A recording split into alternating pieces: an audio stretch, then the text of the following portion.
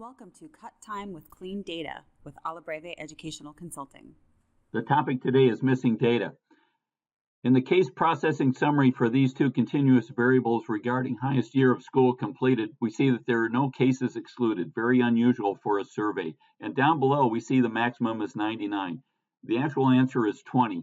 So the information below is erroneous. For example, the mean for the spouse exceeds the actual maximum, and notice the respondent's distribution is highly skewed. We'll fix this by defining the variable properties. We have to select the variables we're working with. Now when we look, we see these are not properly indicated as missing. We do the same thing for the spouse. Now we rerun our case summaries.